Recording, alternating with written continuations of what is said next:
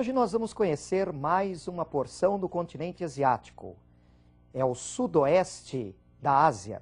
É uma região que deve merecer muita atenção sua para o vestibular. Nós vamos falar hoje do Oriente Médio. Inicialmente, vamos conhecer o Oriente Médio através do seu mapa político. Você vai observar comigo a tela e vai conhecer alguns dos países dessa região. Vejam. Vamos destacar para vocês alguns países mais importantes do Oriente Médio. A Arábia Saudita, que é o maior da região. O Irã, o Iraque. Vamos lembrar do Kuwait. Vamos lembrar também de Israel, do Afeganistão, da Jordânia e da Turquia, além da Síria.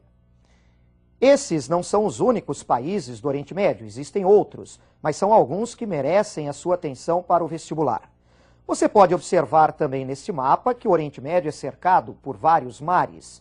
Com especial destaque, observem o Mar Mediterrâneo, o Mar Negro, o Mar Cáspio, o Mar Vermelho e o Golfo de Aden e o Mar da Arábia.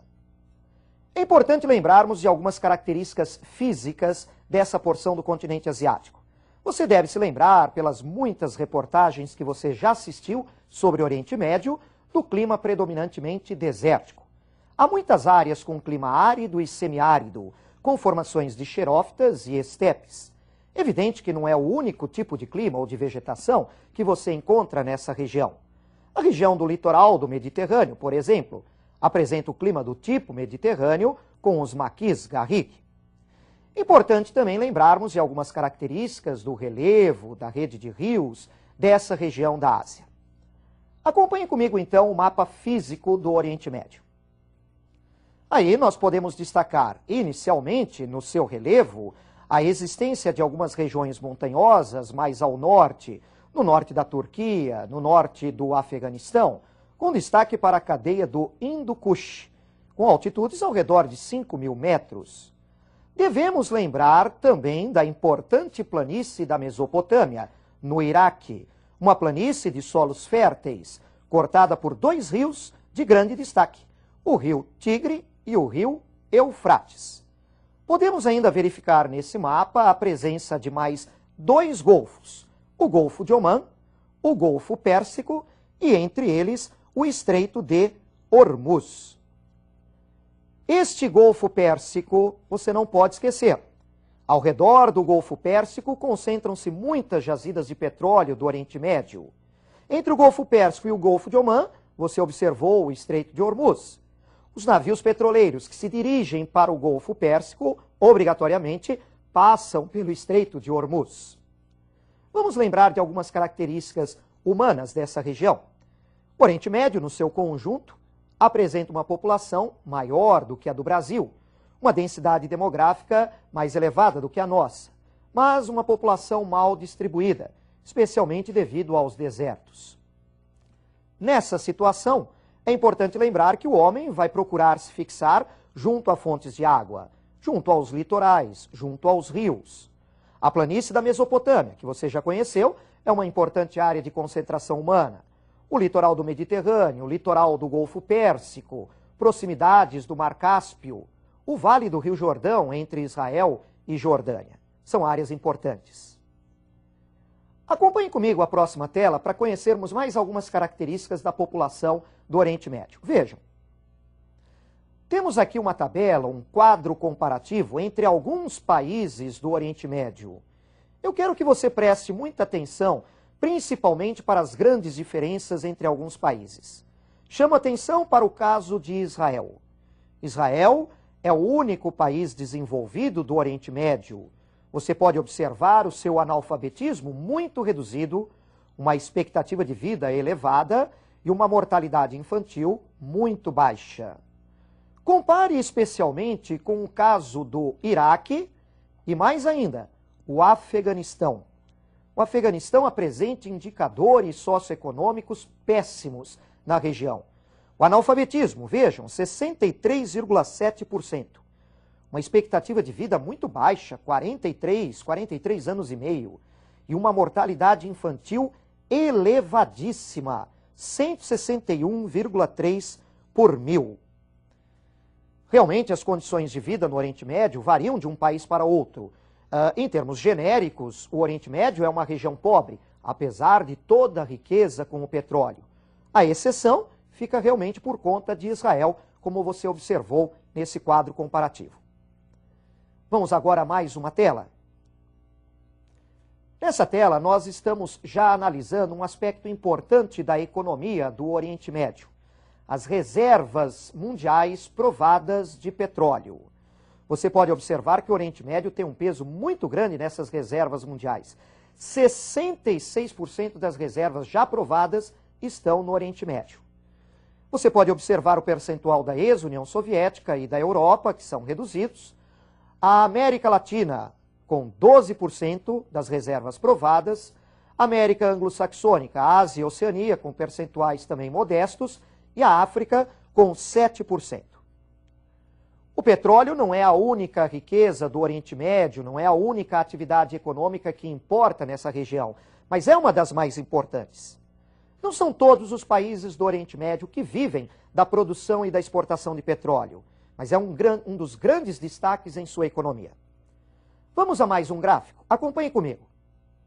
Agora nós estamos observando não as reservas, mas a produção mundial de petróleo. E aí você já observa uma melhor distribuição. Mas ainda o Oriente Médio, com quase 30% da produção mundial de petróleo, 29,3%. A ex-União Soviética, importante, junto com a Europa, em torno de 10% de participação. América Latina e América Anglo-Saxônica, com 14,1%. E a Ásia e Oceania e a África, com 11,1%. O petróleo é um recurso importantíssimo como fonte de energia e matéria-prima. E lá no Oriente Médio, ao redor do Golfo Pérsico, nós encontramos alguns países que vivem de produção e exportação de petróleo e estão reunidos dentro de uma organização. Acompanhe comigo novamente em sua tela. Agora nós estamos conhecendo os países que formam a OPEP lá no Oriente Médio. OPEP é a Organização dos Países Exportadores de Petróleo.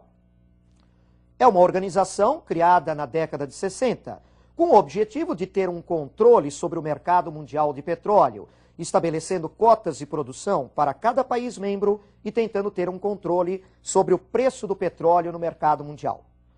No Oriente Médio são membros da OPEP a Arábia Saudita, o Irã, o Iraque, o Kuwait, o Catar e os Emirados Árabes. Outros países no mundo também fazem parte dessa organização, como, por exemplo, a Venezuela, aqui na América do Sul. Nem todo país exportador de petróleo está nessa organização chamada OPEP. E nós podemos até lembrar, no próprio Oriente Médio, países que exportam petróleo e não estão na OPEP, como o caso, por exemplo, da Turquia. Vamos conhecer mais algumas questões fundamentais e importantes do Oriente Médio para o seu vestibular através de algumas questões. Observe comigo em sua tela a nossa primeira questão que vamos analisar. Quais são os motivos dos conflitos no Oriente Médio? Quando você analisar os conflitos do Oriente Médio, você não pode simplificar, você não pode generalizar. Até mesmo por respeito às várias etnias e grupos religiosos que vivem nessa região. Você não pode simplesmente concluir que no Oriente Médio só se briga por causa da religião, ou só se briga por causa do petróleo. As causas dos vários conflitos que têm ocorrido no Oriente Médio são complexas. É evidente que há interesses estrangeiros em relação ao petróleo, que é um recurso importantíssimo. É evidente que nós temos o componente religioso envolvido com alguns conflitos, mesmo porque há uma certa briga pelo controle de locais sagrados. Mas há também questões importantes, como a briga por terras, um lugar onde viver, a briga pelo controle de fontes de água. Não se esqueça que uma boa parte da região é desértica, tem um clima muito seco. Portanto, a análise dos conflitos do Oriente Médio não merece essa generalização. Merece que você faça uma análise mais cuidadosa de cada um dos conflitos. As causas são muito complexas. Vamos agora analisar uma segunda questão. Onde se localizam a faixa de Gaza e a Cisjordânia? Muito bem, só esses dois nomes já deve ter lhe chamado a atenção para os muitos noticiários que você tem visto nos últimos anos a respeito do Oriente Médio. São dois locais, duas regiões muito conhecidas. Fazem parte ou estão envolvidas no conflito árabe-israelense. Para você conferir o posicionamento dessas duas áreas, você vai observar comigo um mapa. Vejam então a sua tela. Neste mapa, nós estamos observando regiões envolvidas no conflito árabe-israelense, um conflito já de várias décadas. E por que não dizer, um conflito muito antigo que remonta a milhares de anos. Observamos aí a localização de Israel. Observamos também a península do Sinai, pertencente ao Egito. Ela já esteve sob ocupação de Israel. Podemos observar as colinas de Golã, pertencentes à Síria. E vamos verificar, então, a localização da faixa de Gaza e da Cisjordânia. A faixa de Gaza junto ao mar Mediterrâneo. A Cisjordânia junto ao Rio Jordão e ao Mar Morto, próximo à fronteira com a Jordânia. Essas regiões, faixa de Gaza e Cisjordânia, estavam definidas há décadas num plano de partilha elaborado pela ONU para contemplar as necessidades de árabes e judeus que disputam a região da Palestina. A faixa de Gaza e a Cisjordânia chegaram a ser ocupadas a partir de 1967 por Israel e passaram a ser reivindicadas pela OLP, a Organização para a Libertação da Palestina, representante do povo palestino, na tentativa de constituir um Estado palestino-árabe nessa região. Faixa de Gaza e Cisjordânia apareceram muito nos noticiários em virtude dos vários conflitos, contrapondo a comunidade de origem palestina árabe e a comunidade dos judeus, representados ali pelo Estado de Israel.